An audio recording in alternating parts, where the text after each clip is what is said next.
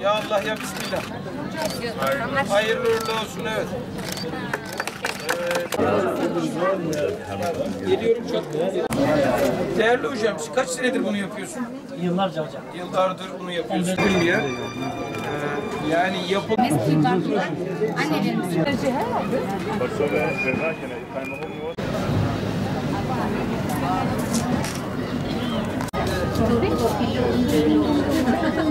Ne diyor o hocam?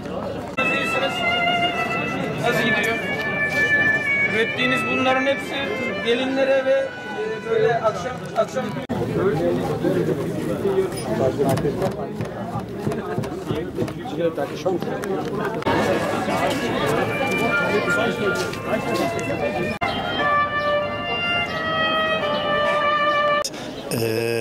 Ülkemizde 1-7 Haziran tarihleri Hayat Boyu Öğrenme Haftası olarak kutlanmakta. Bu kapsamda Milli Eğitim Bakanlığımızın Hayat Boyu Öğrenme Genel Müdürlüğü'nün faaliyet çerçevesinde biz de Şırnak ilimizde halk eğitim merkezlerimizde birçok etkinlik gerçekleştiriyoruz.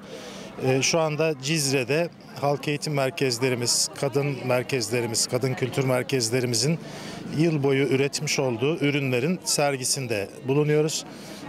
Bu tür çalışmaların ilimiz adına, insanlarımız adına çok kıymetli olduğunu değerlendiriyoruz.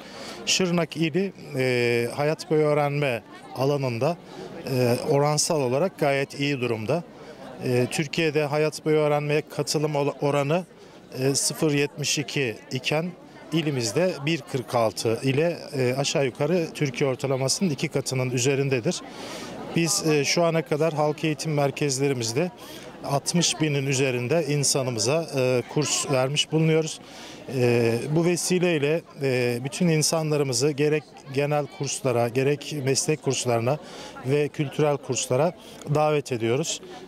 Bu çalışmalarda yer alan usta öğreticilerimize teşekkür ediyorum. Bu çalışmaları daha da geliştirmek üzere adım atmaya devam ediyoruz.